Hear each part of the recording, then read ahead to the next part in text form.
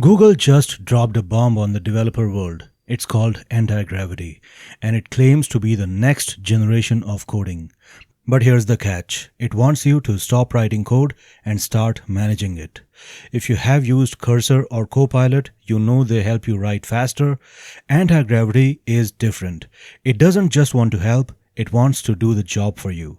Today I'm going to install it, break down exactly what Agentic IDE means, and we are going to see if it can build an app while I sit back and drink my coffee.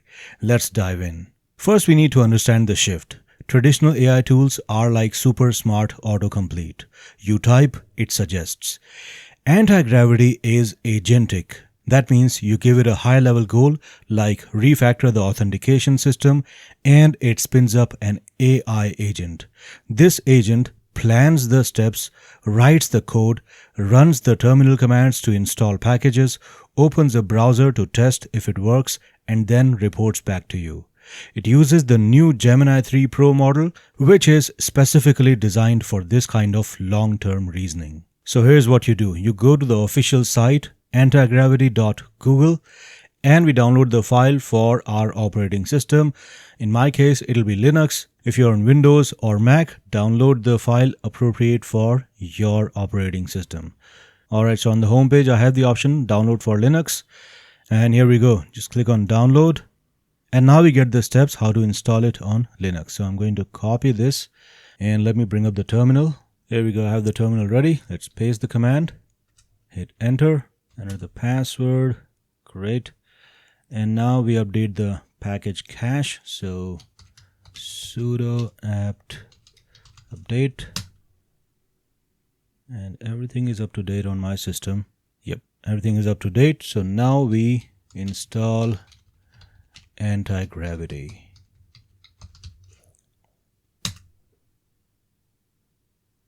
Now, if you're using Fedora, Red Hat, or SUSE, you need to follow the steps here. Right? I am on Debian, Trixie, Debian 13, so that's why I'm using the steps mentioned here. All right, so we have Antigravity installed on our system. All right, let me open that and let's see how it looks like. And here we go. This is how it looks like. Let's click on next, and dark theme is fine. And I'm just going to go with the recommended selections. So let's keep this selected and everything else also remains the same. Hit next. And it is going to install 7 extensions. These are the popular language extensions. So let's go with that. And now we need to sign in with Google account because we won't be able to use Antigravity without it. So let's sign in and open XDG open. Let's click on this and here we go. All right, so I'm going to uncheck this because I don't want Google to collect any of my data. So uncheck this and click next. And here we go. Let me maximize this. Okay, so right off the bat, this looks familiar because it's built on VS Code. So all your extensions work. But look at this sidebar. This isn't just a chat. This is the agent manager. You can choose your model here. Gemini 3 is the default, but look, we have Claude Sonnet 4.5 and GPT OSS as well. And we have the option of using the non-thinking and the thinking model. Now let's also check out the extensions. So here we see that we have all these extensions pre-installed with Antigravity.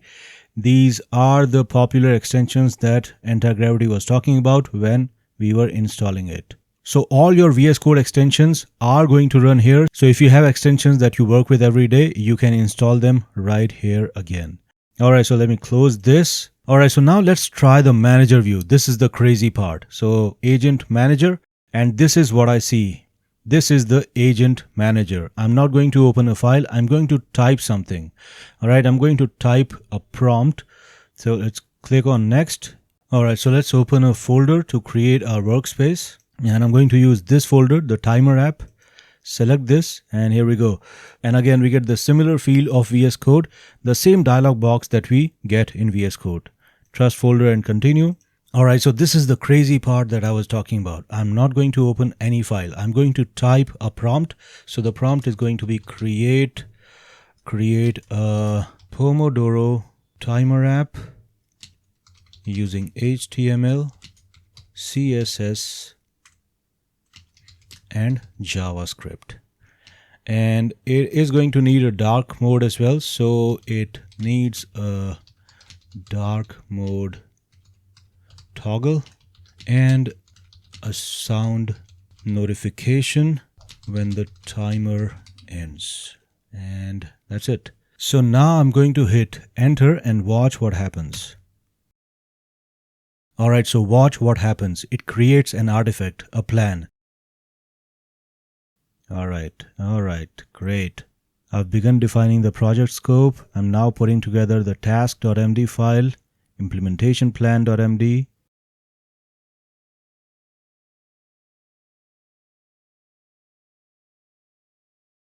And still working. Let's see.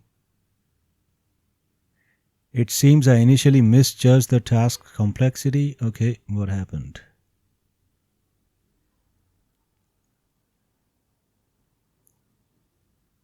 Received the go ahead and I'm ready to begin. Alright, I'm now shifting gears and focusing on the actual implementation, index.html, style.css, script.js. Now look at the screen. You see the agent working. It's creating files, writing code, and this is the killer feature. So I have an agent. I am the manager. I have an agent who is working, who is thinking, who is planning, who is doing everything, who is doing the actual coding.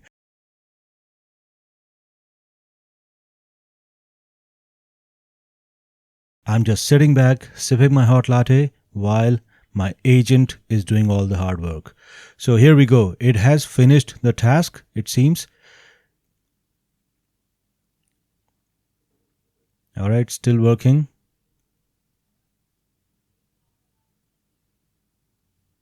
Browser setup required. Please return to your chat to set up the browser extension. Like to use the browser? Okay, setup. Let's set up the browser. And here we go. Install extension. All right, so add this to Chrome. Add extension. And here we go. So now it opens a headless browser to test the app itself. I'm not touching the keyboard. I'm not doing anything.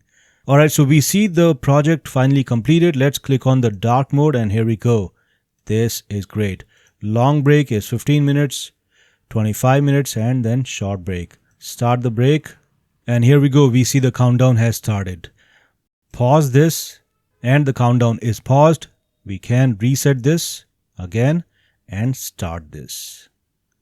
Let me pause this, reset this, and now we can take a long break, start this, and again pause this. If I go to Pomodoro or short break, I cannot do that. I need to first reset and then go to the other options and then start the break that I want. And now my agent has also created a walkthrough. So this is the walkthrough that you can go through. And after going through the project, you can actually comment on something. So let me dismiss this. All right, so I can comment, but I'm going to just cancel this. And now if you're not satisfied with the project or if you want to make some changes, you don't have to make them manually. So what I'm going to do is I'm going to change this start button. So let me go back to the manager window. So now this works, but the start button seems a little too small and I'm just being a little too finicky over here. So instead of changing the CSS myself, I'll just tell the agent here in the sidebar that make the start button huge and green. And now I'm going to hit enter, but let me bring up the window here. All right, now hit enter. And let's see. Now watch it edit the file directly. It doesn't give me a code snippet to copy and paste. It just applies the diff to the file. And we will see the final result in the browser window.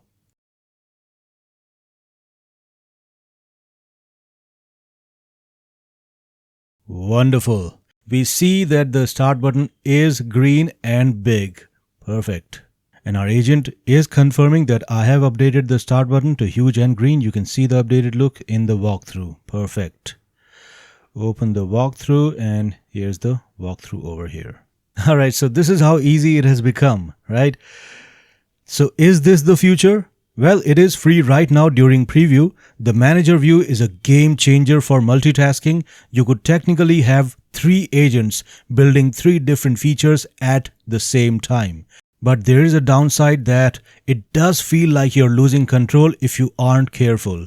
You have to trust the agent not to mess up your architecture. And that is why you need to learn to code first before you try to become the manager. You have to be a very good coder to be in a situation where you are managing these agents. Agentic coding is the future. Yes, it is.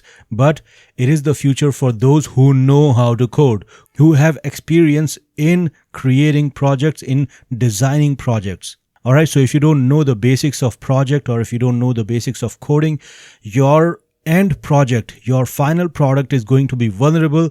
It could have a lot of flaws. All right, so learn to code, try to become an expert in coding so that you can make awesome applications using these agents. Coding knowledge is necessary to be able to use these tools effectively and efficiently. Otherwise, you're just going to mess everything up. You're just going to make a very bad product. So my verdict, download this while it's free. It's a glimpse into a future where we are architects, not just typists. Looking at the current trends of AI and LLM, it seems like the future doesn't belong to the people who can write code. It belongs to the people who understand it. Don't let an AI agent be smarter than you are. If you want to build that deep expertise, I've laid out the exact roadmap for you over at my website. Go grab a course, build something real, and keep your skills sharp.